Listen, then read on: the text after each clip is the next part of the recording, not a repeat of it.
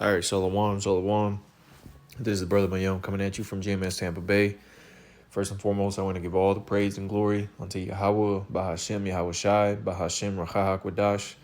Double honors to the elders, apostles of Great Millstone, and much blessing and citations to the Akim around the four corners of the earth who are diligently pushing out his truth in his truth and sincerity. And I just want to do a quick video, as things continue to progress. We seeing more and more nations come out in support of Ukraine launching these long-range missiles into Russia, giving them, so to say, the green light to go ahead and let them boys fly. All right. And so, as we could just continue to draw closer, we know what those of you that believe in the scriptures and that have the knowledge, wisdom, and understanding to know the times that we're in.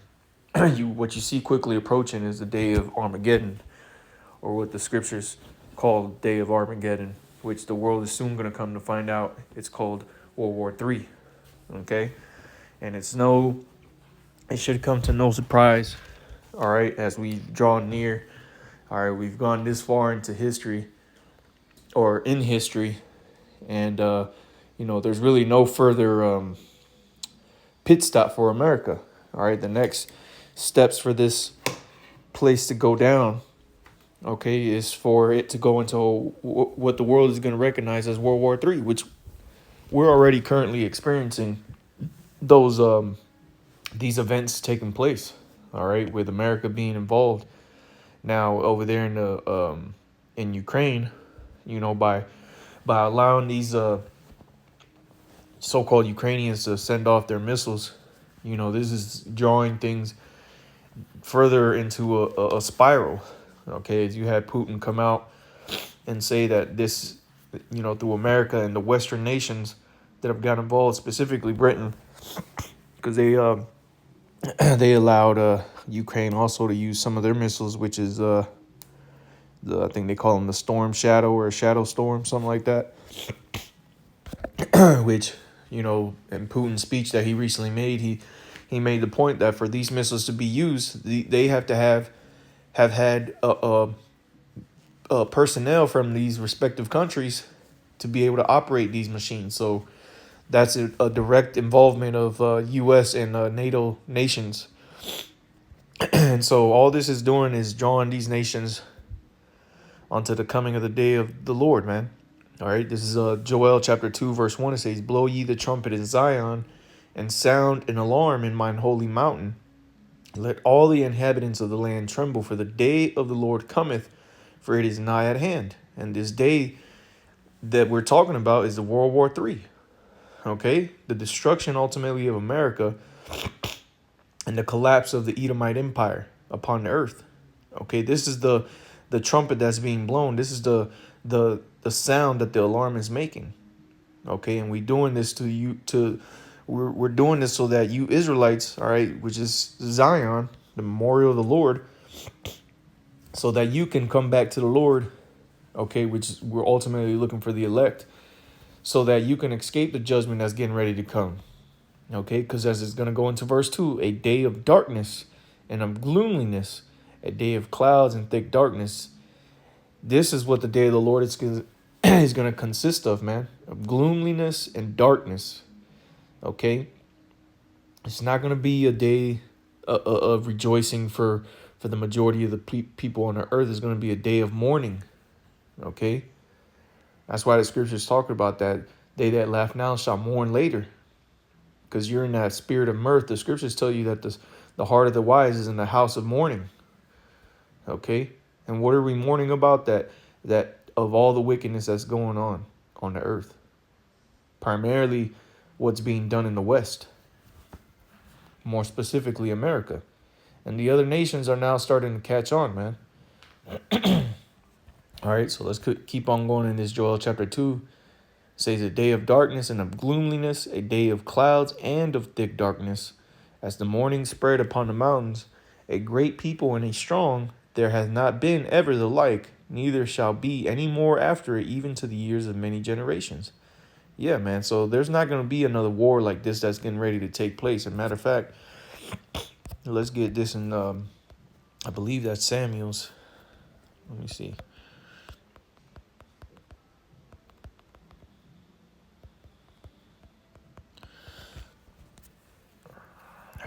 Isaiah. Salakia. Bear with me. Isaiah chapter 9 and verse 5. It says, "For every battle of the warrior is with confused noise and garments rolled in blood." And that's how all ancient wars used to be fought. Okay? It used to be with confused noise and garments rolled in blood. There used to be nothing but straight chaos. Men shouting, men grunting, fighting men, fighting a man on, hand-on-hand combat.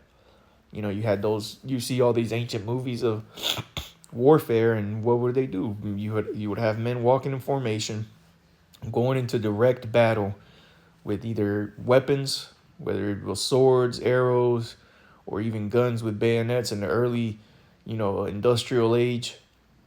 There was still nothing but confusion and garments rolled in blood, meaning all the death, people covered in blood. That's how all ancient battles used to be fought. But let's keep going on this verse. But this shall be with burning and fuel of fire. So this war that's going to come is going to be with burning and fuel of fire, because it's not going to be a battle won with boots on the ground. It's going to be a battle won with missiles. Okay, and ultimately, all of these nations are going to destroy them, each other.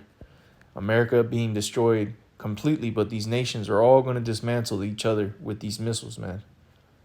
Okay, and that's what this day of the Lord is consisting of, that burning and fuel of fire, man. It says, going back in Joel chapter 2, verse 3, it says, "They fire devoureth before them, and behind them a flame burneth." You see, and this is going directly speaking on those missiles, those ICBM thermonuclear missiles, man. "A fire devoureth before them," meaning the warheads, "and behind them a flame burneth," being the propulsion system. It says the land is as the Garden of Eden before them. So before these missiles hit, the land is beautiful. Even here in America, as wicked as society is here in America, the land is actually beautiful, man. You can go from coast to coast, and you go through all different forms of environments. You can get deserts. You can go into mountains. You can go into tropical,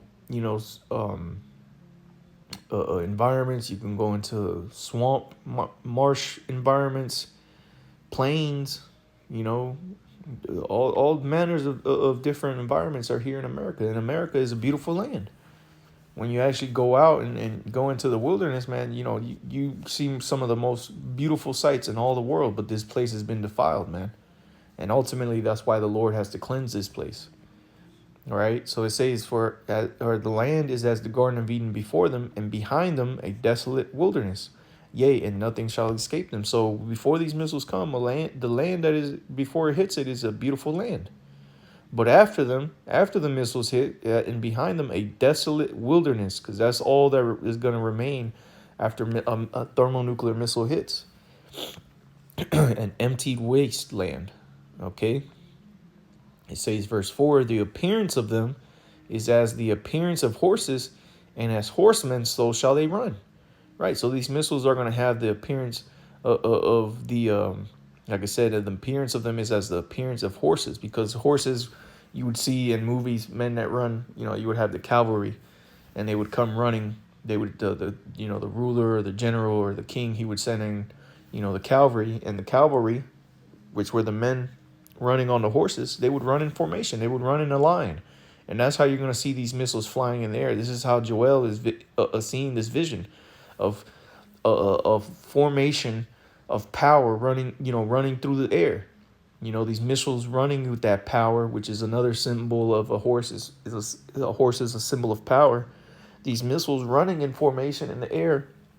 This is what Joel is seeing. That's why it's saying the appearance of them is as the appearance of horses, and as horsemen, so shall they run. Verse 5, "Like the noise of chariots on the tops of mountains, they shall leap." Right, and when in a mountain, sounds carry. So if there's a horse with a rider and a chariot behind him, you would hear that noise coming, echoing through the woods or through the mountains. Okay, the wheels, getting roughed up on with the rocks of the ground. You would hear the whipping of the reins of the horse. You would hear the horse galloping. Imagine you hear there's a a formation of horses coming, and you're hearing that through the mountains. That sound is what that noise is like, of what these missiles are going to sound like, man. You're just going to hear that echoing of the missiles coming as it's getting ready to pass overhead, man. It says like the noise of a flame of fire that devoureth the stubble, right? If you ever listen to a fire, an open fire, you hear that crackling, and you hear that the energy that's being put out by that fire, man. You can actually hear it, like the noise, and that's actually going into that propulsion system, that fire that's pushing that missile. It says like the noise of a flame of fire that devoureth the stubble, as a strong people set in battle array. Right, again, a strong people set in battle array. These people, an army in formation, they're doing their war cries, they're doing those chants, and if it's large enough army, all you're hearing is one loud, unidentifiable noise, and that's how these missiles are going to sound going through the air. It says, before their face, the people shall be much pained. All faces shall gather blackness. Right, man. You're going to see the fear, the agony, the torment that's going to be on the faces of people when they hear and see on the news these missiles being launched, just as you had more than likely these people over there in Ukraine when Russia launched those missiles, okay, which were intercontinental ballistic missiles, just with no warheads, okay. Verse 7, it says, they shall run like mighty men, they shall climb the wall like men of war, and they shall march every one on his ways, and they shall not break their ranks.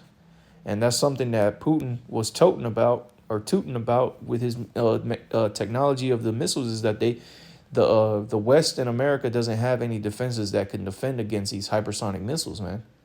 These hypersonic missiles that travel thousands of miles per hour through the air now have maneuverable capabilities, where a wall in the ancient days was a line of defense, where nowadays a missile defense system is the defense of cities.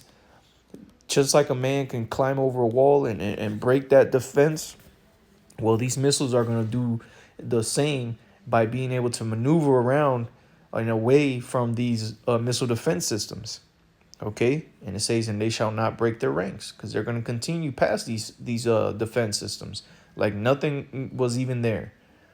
It says, verse 8, neither shall one thrust another, they shall walk every one in his path, and when they fall upon the sword, they shall not be wounded. So even when these missile defense systems, so to say, comes in contact with one of these missiles, it's still going to create a devastating effect. It's still going to have an effect upon the that area. It's not going to go without accomplishing what the Lord set that missile out to do. It says, verse 9, they shall run to and fro in the city, they shall run upon the wall, they shall climb up upon the houses, they shall enter in at the windows like a thief. And this is why the Lord describes the day of the Lord being as a thief in the night, because it's going to catch a lot of people unawares, because they never in a million years would have thought that America would go out this way, that the West would, and its hegemony would fall in the way that it's falling. Okay. It says, verse 10, the earth shall quake before them, the heavens shall tremble, the sun and the moon shall be dark, and the stars shall withdraw their shining, right, man? And so when these missiles begin to hit, and it's going to be in the thousands, okay, as the scriptures talk about 220,000, okay, in the book of Revelation. But these missiles, or these warheads that these nations have, are in the thousands, man. Just with America and Russia alone, you have thousands upon thousands of missiles, man.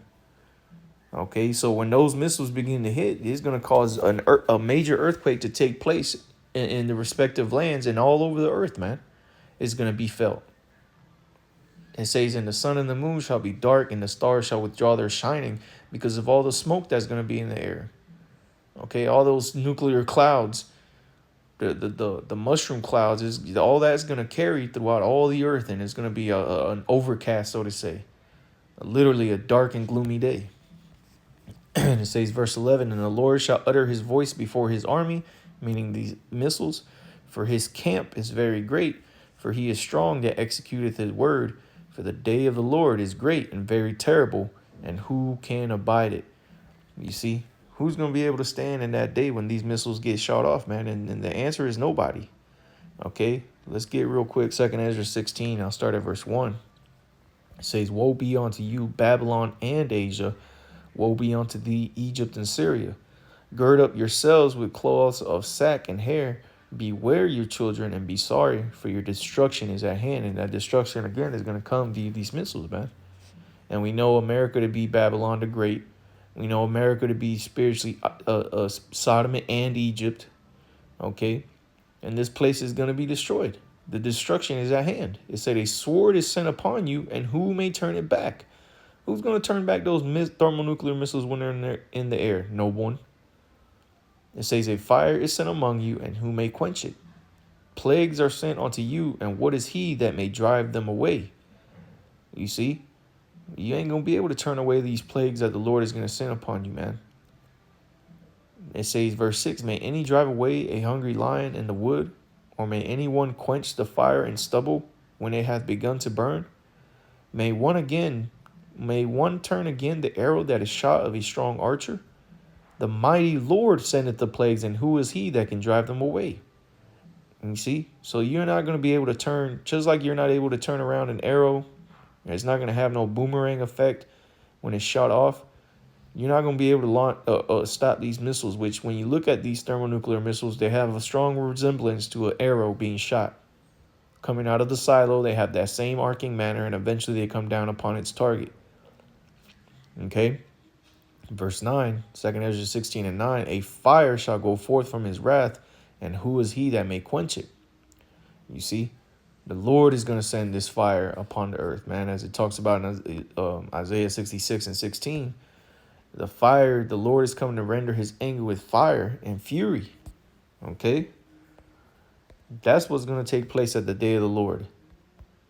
Let's get this in Zechariah chapter 1, verse, let me see. Or it's like Zephaniah. Wrong chapter, or wrong book. Zephaniah 1 and 14. It says, "The great day of the Lord is near. It is near and hasteth greatly. Even the voice of the day of the Lord, the mighty men shall cry there bitterly." You see, and why are the mighty men going to be crying bitterly? You know, you talk about the brave, of this country being the military. Well, these men are going to be crying bitterly. Why? Because they're ultimately seeing their destruction on its way via these thermonuclear missiles. That's going to be the spirit that's going to fall upon the mighty men of the world, man. They're going to be crying there bitterly. It says that day, verse 15, Zephaniah 1 and 15. "That day is a day of wrath, a day of trouble and distress, a day of wasteness and desolation, a day of darkness and gloominess, a day of clouds and thick darkness, a day of the trumpet and alarm against the fenced cities and against the high towers. I will bring distress upon men that they shall walk like blind men, because they have sinned against the Lord, and their blood shall be poured out as dust, and their flesh as the dung." And that's what's ultimately going to happen to the inhabitants of the earth. As it talks about in 2nd Ezra 15 and verse 14, it says, "Woe to the world and them that dwell therein." See? "For the sword and the destruction draweth nigh, and one people shall stand up to fight against another, and swords in their hands." And that's what's going to take place, man. Destruction is going to come to the world. Okay? The sword in your destruction draweth nigh. And this is the day that we're quickly approaching. Things are ramping up at an all-time high right now. A nation, the fact that Russia even used an ICBM, whether it had warheads in it or not, is a sign of the times, man. Going to show you where we're at in the timeline of history. It being the end, and it's not going to end good for the proud. Okay, it's going to end well with the meek, the humble, the lowly. That's who is going to end well, as it talks about in Proverbs chapter 1. They shall be kept safe. But the rest of y'all going to have to eat of your fruit of your own way, man. And that's going to come in the form of destruction, because you wanted to live a destructive lifestyle. Well, the Lord is going to bring nothing but destruction your way, man. And living a destructive lifestyle was living after the manners of this world. And now you're getting ready to reap the benefits, reap the reward of this world, which is ultimately death. Okay, and that's what's coming to the majority of the people of the earth. And that's what the scriptures say. All right, so hey, with that, Lord's will this was edifying. I want to give all praise and glory unto Yahweh, Bahashem, Yahweh Shai, Bahashem, Rachah HaKodash. Double honors to the elders, apostles of Great Millstone, and much blessing and salutations to the Akim around the four corners of the earth who are diligently pushing on this truth and its truth and sincerity. With that, I say shalom.